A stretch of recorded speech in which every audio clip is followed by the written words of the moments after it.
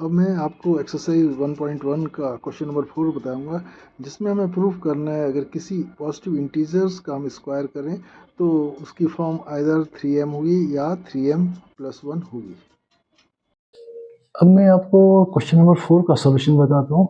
इस क्वेश्चन में हमसे पूछा गया है square of any positive integer. Square of any positive integer is the form of this 3m and 3m+1 where m is any positive integer। लेकिन problem ये है, इस क्वेश्चन की मेन प्रॉब्लम है कि हमें कौन से इंटीजर का स्क्वायर करना है वो हमें पता नहीं। तो पहले हमें, हमारी रिक्वायरमेंट है कि पहले हमें फाइंड करना है कि कौन सा वो इंटीजर होगा, उस इंटीजर को कैसे फाइंड करें। तो हमारे पास, हम इसके लिए क्वेश्चन को जनरेट करने के लिए आंसर की फॉर्म में हमें 3m और 3m+1 है where m is a positive integer.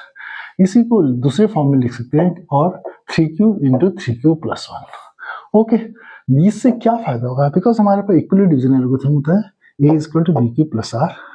अगर हम इन दोनों इक्वेशन को कंपेयर करें इसके साथ, तो b की वैल्यू हमारे पास 3 है, b की वैल्यू 3 है, तो b की वैल्यू 3 हमारे पास दो इन्फॉर्मेशन देती है, जैसे मैंने कल क्वेश्चन नंबर 2 में बताया था।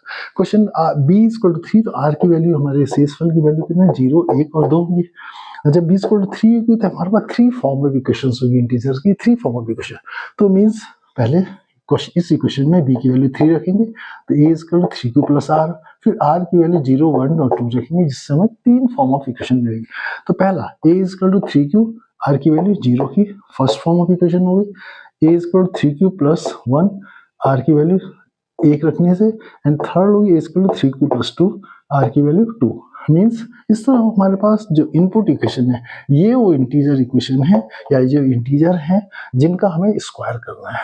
ठीक है, ओके। अब हमारी प्रॉब्लम है, इस प्रॉब्लम से स्क्वायर करने से पहले आपको एक चीज और बता दूं, दो पॉजिटिव इंटीजर्स का जब मल्टीप्लाई करेंगे तो हमें आंसर पॉजिटिव मिलेगा, दो पॉजिटिव इंटीजर्स को जब ऐड करेंगे तभी भी हमें पॉजिटिव मिलेगा।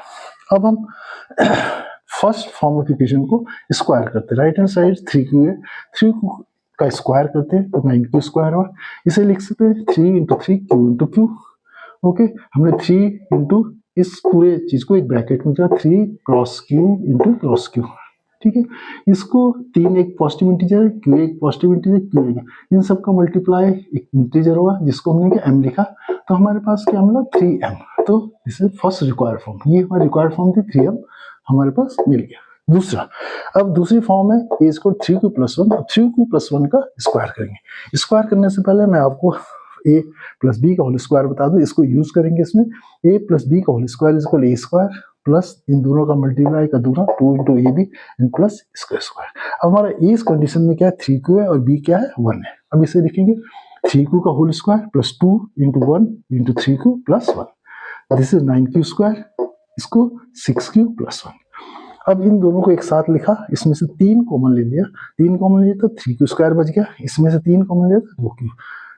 अब इसे लिख लिया 3q square, 3q square positive integer होगा, 2q पॉजिटिव इंटीजर, दोनों का ऐड भी पॉजिटिव इंटीजर, जिससे m लिख लिया 3m+1। तो हमारी दूसरी रिक्वायर्ड फॉर्म क्या थी, 3q 3m+1।